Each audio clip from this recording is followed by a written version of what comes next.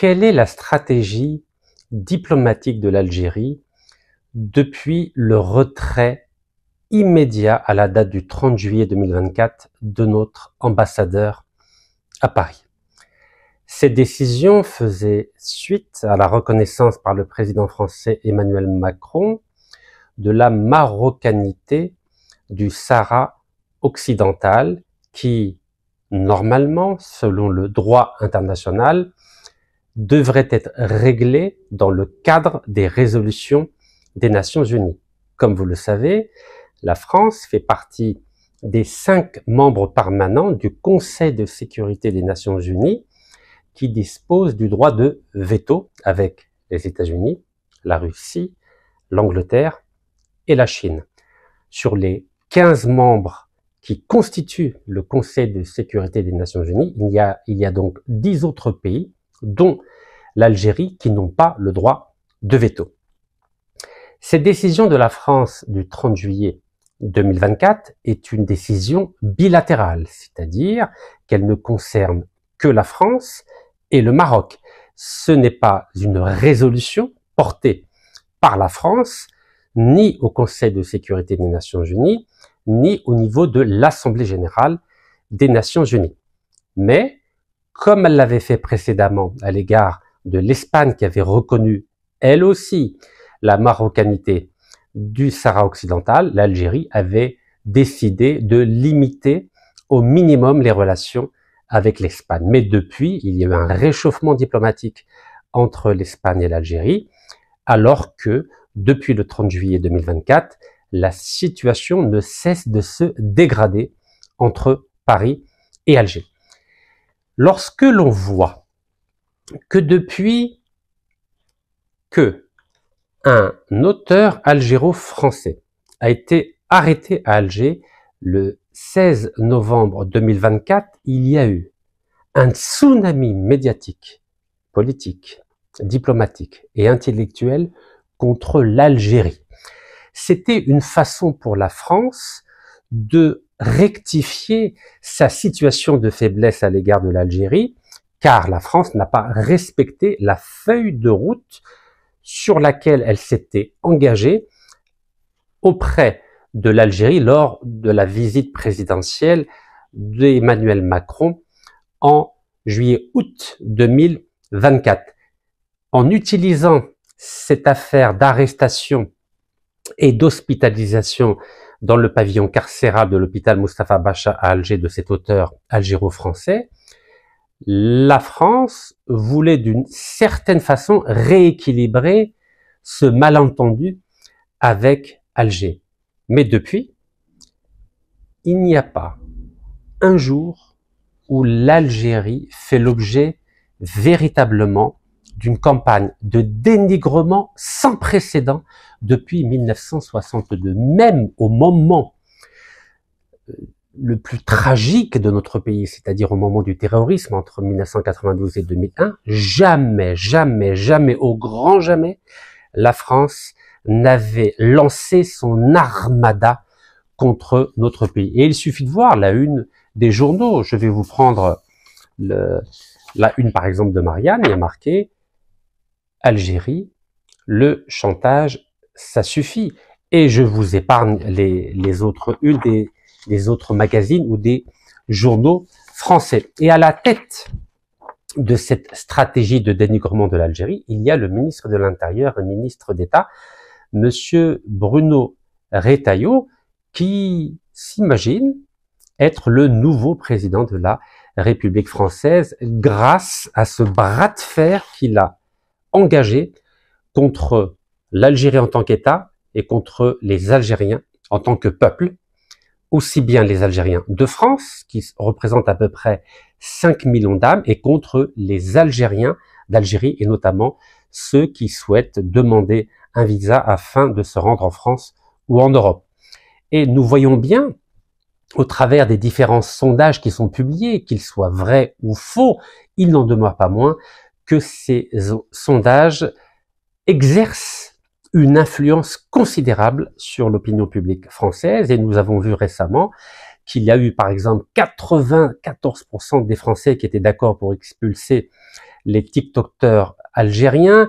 Il y a eu 81% de Français qui étaient d'accord pour qu'il y ait des pressions économiques contre l'Algérie. Donc aujourd'hui, l'Algérie est devenue un véritable fonds de commerce. Les attaques ne se limitent pas de la part de Bruno Retailleau. En septembre dernier, il y a une députée européenne qui est la compagne du président du mouvement raciste et xénophobe, Éric Zemmour, comme vous le savez, qui vient d'Algérie, avait lancé à travers les médias une fausse information disant que la France soutenait à hauteur de 800 millions d'euros l'Algérie sous forme de diverses aides. L'Algérie a décidé de porter plainte et cette plainte a été classée sans suite par la justice française. Fort de ce succès judiciaire, qu'a décidé la députée européenne Sarah Knafo? Elle récidive ces derniers jours. Donc elle ne parle plus maintenant de 800 millions d'aides, elle parle carrément de 9 milliards d'euros. Voilà ce que coûte, d'après elle, l'Algérie à la France. Alors je vais vous énumérer quelques chiffres.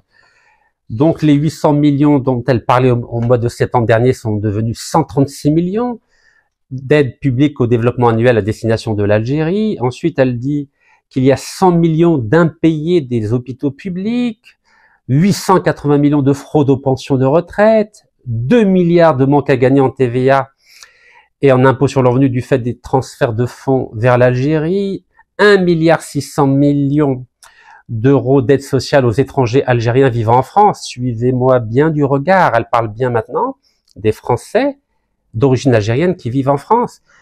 1,5 milliard de logements sociaux pour les immigrés algériens, 380 millions d'euros en ce qui concerne les étudiants étrangers algériens, et elle comptabilise même 260 000 euros au sujet des clandestins algériens, c'est-à-dire les Algériens sans papier, et 2,2 milliards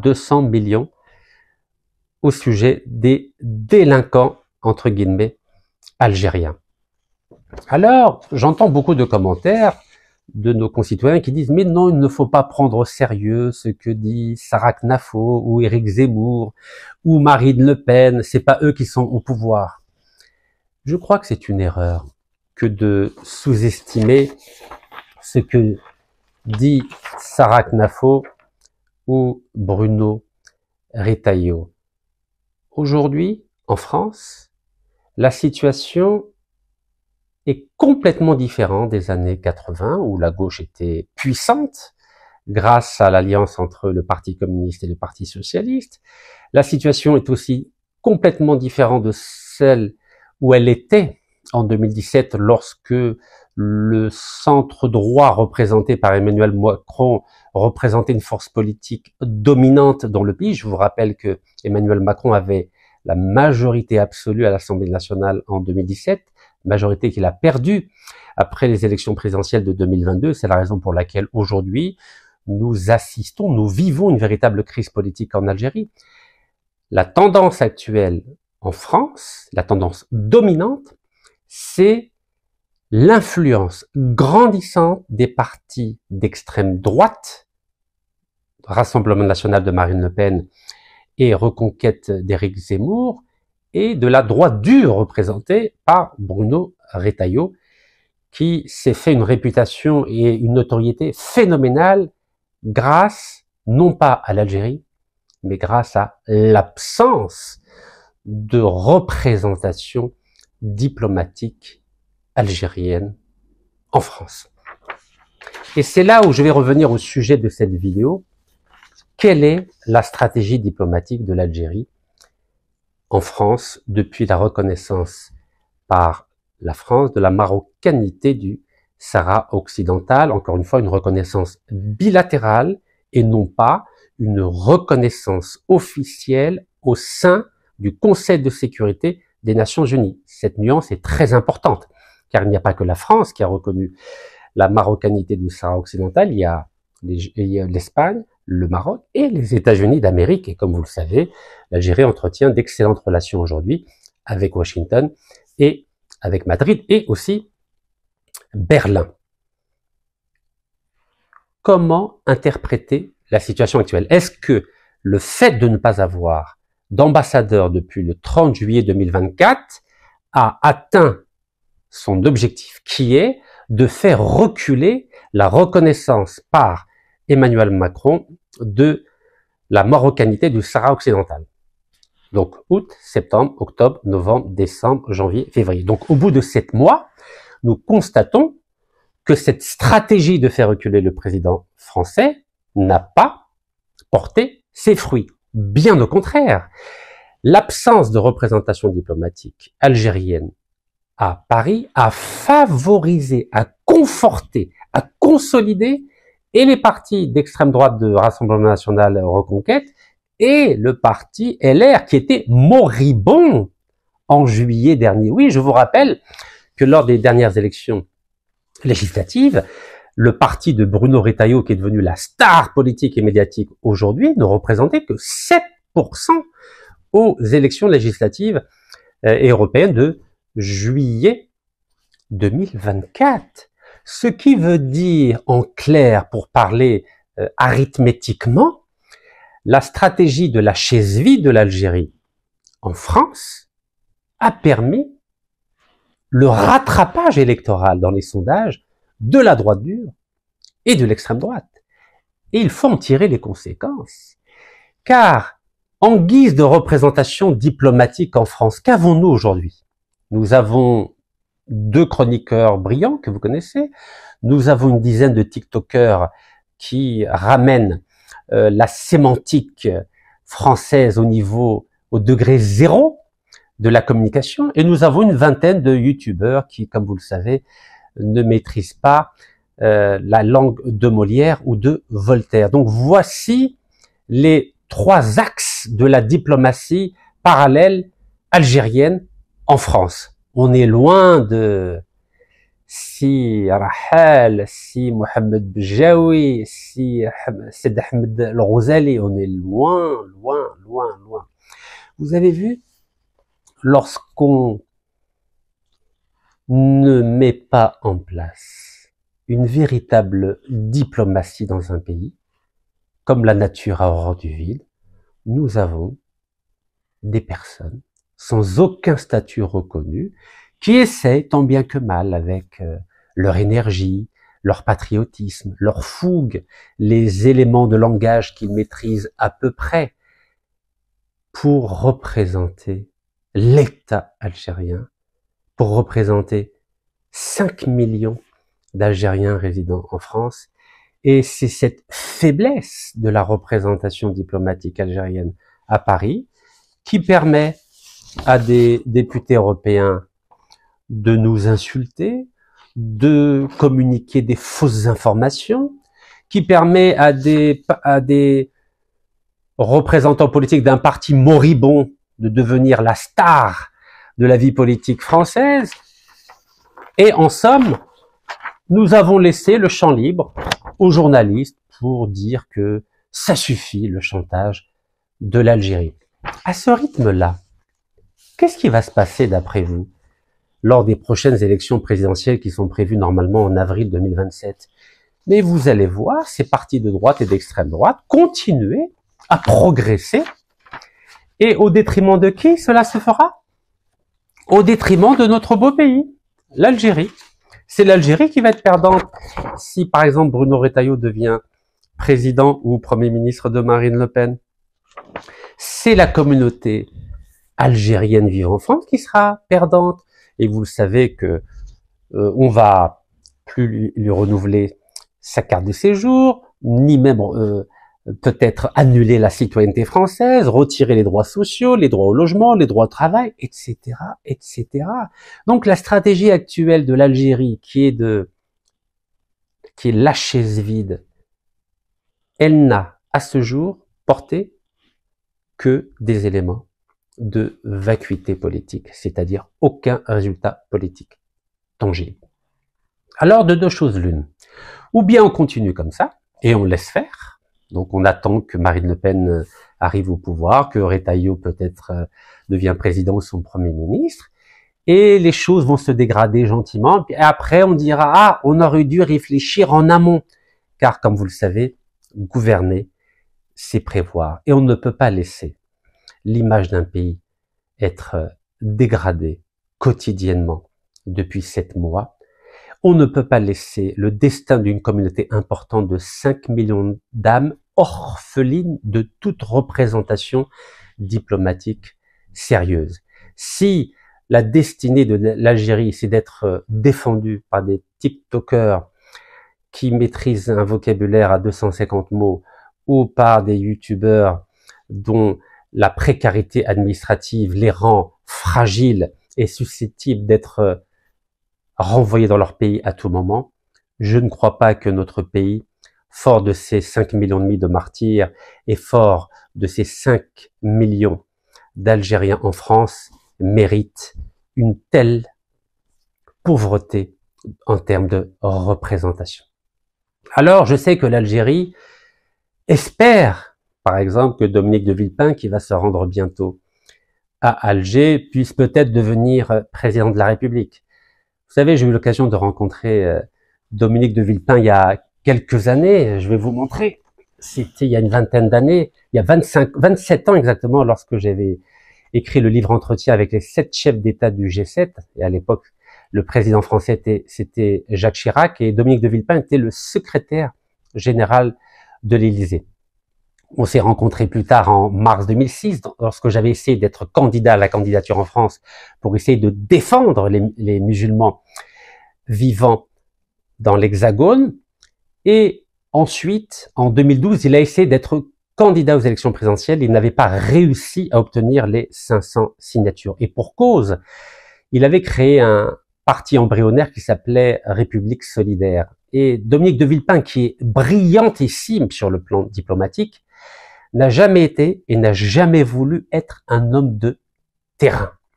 Il est brillant dans les médias, il est brillant dans les salons, mais il n'a pas cette envie d'aller au contact des gens à travers les 95 départements français. Il préfère rester donc à Paris ou dans les capitales européennes ou internationales, mais de là à en faire un véritable candidat, je crois que l'Algérie se trompe. Dominique de Villepin n'a pas l'envie d'être président de la République. Dominique de Villepin n'a pas l'envie d'être sur le terrain. Le seul qui pourrait, à la rigueur, devenir président, à condition qu'il s'allie par exemple à Dominique de Villepin, c'est Jean-Luc Mélenchon. Mais vous avez vu que depuis l'attaque du 7 octobre du Hamas, le parti de Jean-Luc Mélenchon ne cesse de baisser et dans les sondages et au niveau des élections. Il a même été mis à l'écart de ce qu'ils appellent l'arc républicain. Et j'en veux pour preuve les résultats d'une élection municipale dans la ville où je suis né. C'était le dimanche 2 février à Villeneuve-Saint-Georges dans le Val-de-Marne. Normalement, le candidat de la France insoumise de Jean-Luc Mélenchon aurait dû gagner car c'est une ville très populaire et en tête de liste il y avait le député Louis Boyard qui n'a pas réussi à gagner, il lui manquait que 400 voix. Et qui a gagné? C'est justement une candidate du parti de Bruno Retailleau. Jamais, je vous dis bien jamais, on aurait pu penser que dans la ville où je suis né, une candidate du parti de Bruno Retailleau aurait gagné. Il était dit que normalement c'était la France insoumise de Jean-Luc Mélenchon qui devait gagner, et même dans une ville populaire, la France insoumise a échoué. Et celle qui a gagné, c'était alliée déjà avant, parce qu'elle était premier maire adjoint de la ville de Villeneuve-Saint-Georges, au Front National. Ce qui est arrivé à Villeneuve-Saint-Georges risque de se reproduire en 2027 avec ce qu'ils appellent l'alliance des droites, c'est-à-dire le parti de Marine Le Pen, Rassemblement National, le parti d'Éric Zemmour, Reconquête, et le parti de Marion Maréchal Le Pen, en plus du parti des LR, des Républicains de Retailleau. À 4, ils sont sûrs de gagner l'élection présidentielle, et c'est là où le drame de la communauté algérienne et africaine de façon large va commencer. Alors si nous restons avec cette politique de la chaise vide en termes de représentation politique algérienne à Paris, nous offrons un boulevard gratuitement donné par Alger à la victoire électorale à venir de l'union des droites, de l'alliance des droites. Alors je ne sais pas si c'est le calcul qui est fait par Alger, mais les positions de Bruno Retailleau, c'est-à-dire les Républicains, et la position de Marine Le Pen, donc Rassemblement National, est très claire. Ces deux partis vont confirmer la position du président français au sujet de la question du Sahara. Il ne faut se faire aucune illusion.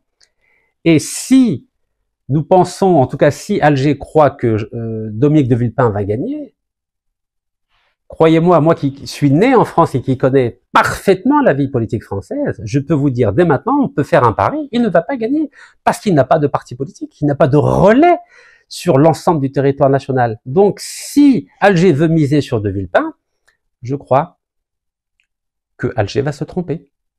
La seule possibilité, encore une fois, pour que de Villepin puisse gagner, c'est en se positionnant comme futur Premier ministre de Jean-Luc Mélenchon. C'est la seule hypothèse possible pour battre éventuellement l'union des droites. Et encore, si nous devions faire le pari, il y aurait peu de chances qu'il gagne. Et quand on voit, par exemple, qu'à Villeneuve-Saint-Georges, je reviens à la ville où je suis né, il n'y a eu même pas 40% de la population en âge de voter qui a voté, c'est-à-dire que ni les Algériens, ni les Marocains, ni les Tunisiens, ni les Africains n'ont voté.